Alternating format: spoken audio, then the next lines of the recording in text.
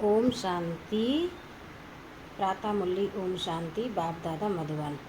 आज 21/7/2026 के मधुर महावाक्य सुनेंगे। प्रातः मुरली ओम शांति। बाप दादा मधुबन। मीठे बच्चे, अभी तक तुम सुनी सुनाई बातों पर चलते आए हो। अब बाप तुम्हें डायरेक्ट सुनाकर आप समान नॉलेजफुल बनाते हैं। प्रश्न है आज का, अच्छे पुरुषार्थी बच्चों की निशानी तथा उनकी अवस्था का गायन क्या है। उत्तर है, अच्छे पुरुषार्थी बच्चे मदर फादर को पूरा पूरा फॉलो करेंगे, अपनी जीवन पर तरस खाएंगे, पूरा पूरा अटेंशन रखेंगे, थोड़ा भी समय निकाल बाबा की याद में ज़रूर बैठेंगे। उनकी अवस्था का गायन है अचल अडोल स्थिर, उन्हें ही महावीर कहा जाता है। ओम शांति। आज का गीत है, भोलेनाथ से निराला और कोई नहीं, बिगड़ी को बनाने वाला और कोई नहीं। भक्ति मार्ग में दुनिया सिर्फ गाती है, तुम बच्चे अभी समझते हो। भक्ति मार्ग में हम भी गाते थे, अब वही भोलानाथ सम्मुख है। भोलानाथ अक्षर भक्ति मार्ग का है, ज्ञान मार्ग का अक्षर है शिव बाबा। तुम समझते हो, अनादि बने बनाए ड्रामा प्लान अनुसार अब संगम युग पर बाप को आकर हमसे यह पुरुषार्थ कराना ही है। कल्प कल्प पुरुषार्थ कराते आए हैं। कितना समय तुम बच्चों ने भक्ति की है, यह भी सिद्ध कर बतलाते हैं। जिन्होंने पहले पहले भक्ति शुरू की है, वही आकर ज्ञान लेंगे और फिर सूर्यवंशी बनेंगे। सतयुग में सिर्फ एक लक्ष्मी नारायण तो नहीं आते, उनकी डिनास्टी भी है ना, उसको कहा जाता है देवी वर्ण। भारत में देवी वर्ण था, अब आसुरी वर्ण है। यह है संगम, अब आसुरी से देवी वर्ण में जाना है। बरोबर यह महाभारत लड़ाई भी वही है जो गाई हुई है, सिर्फ नाम शिव के बदले श्री कृष्ण का डाल दिया है।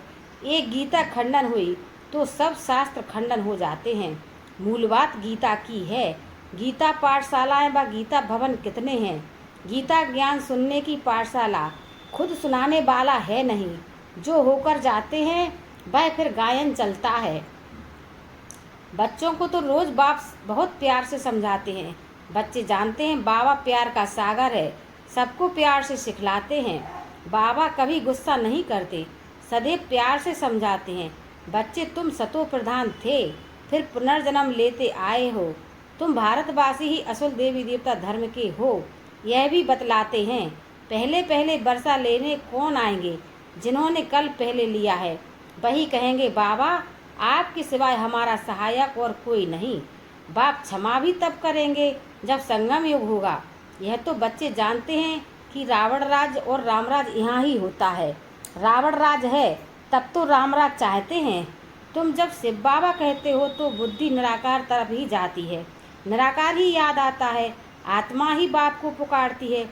ऐसे भी नहीं कि परमात्मा कोई बैठ सुनते हैं। बाप समझाते हैं ड्रामा प्लान अनुसार। पत्तों को पावन बनाने के लिए तो मैं शरीर में आता हूँ, ऐसे नहीं कि पुकार सुनकर आता हूँ।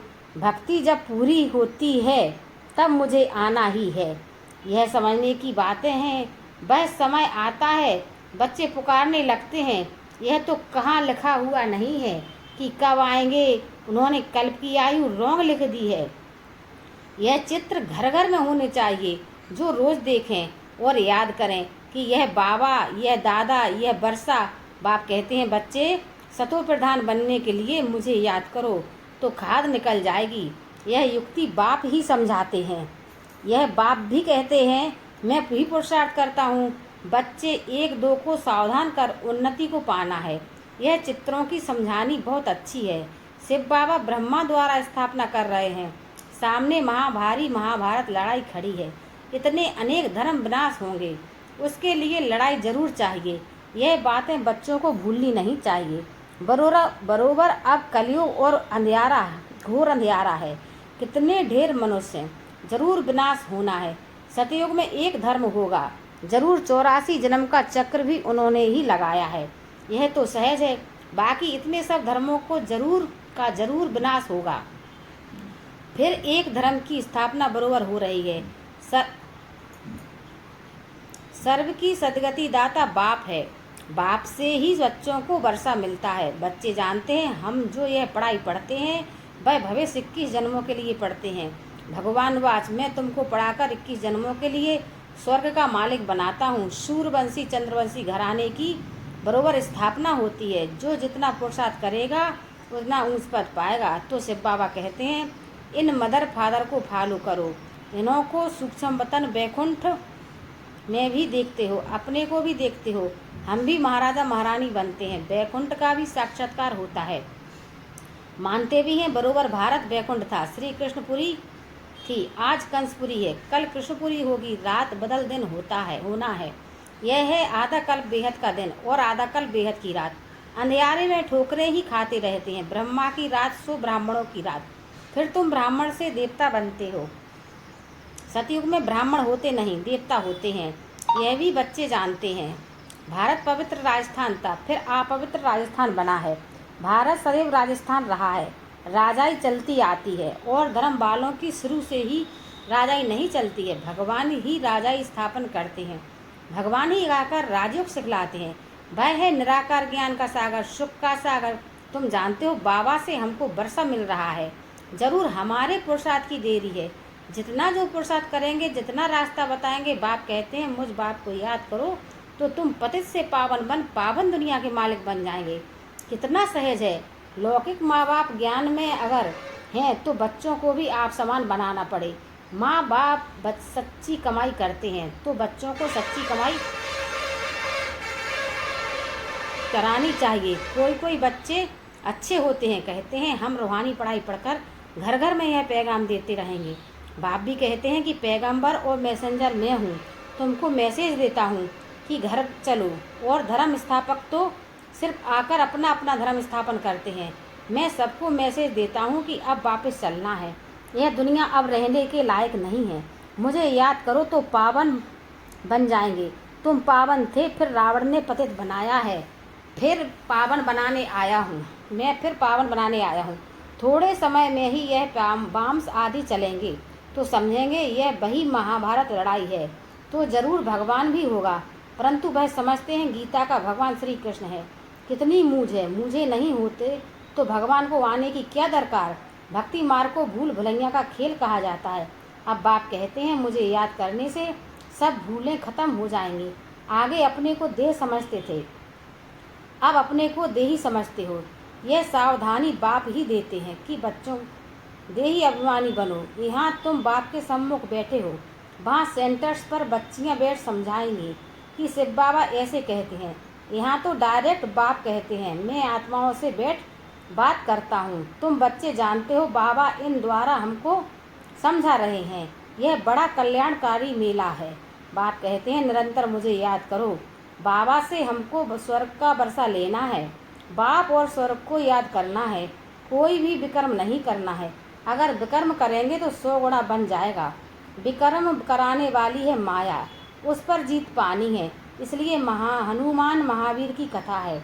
तुम हनुमान महावीर हो ना, हम तो बाबा के बन गए, माया से हार नहीं सकते। तो बाबा को याद करते करते सतो प्रधान विक्रमाजीत बन जाएंगे। नहीं बनेंगे तो अपना पद भ्रष्ट करेंगे। पुरुषार्थी बच्चे जो होते हैं वह अपनी जीवन पर तरस खाते हैं। कुछ भी हो जाए याद की यात्रा में रहेंगे, अचल अडोल स्थिर रहेंगे। विनाश तो होना ही है। सबके काका चाचा मामा गुरु गोसाई आदि सब खत्म हो जाते हैं। सतगुरु कहते हैं मैं तुमको साथ ले जाने वाला हूँ। मनुष्य तो बिल्कुल अंधेरे में है। तुम जानते हो शिव बाबा हमको साथ ले जाएंगे। कहते हैं ना काल खा गया, परंतु मैं तो तुमको शांति धाम में ले जाता हूँ।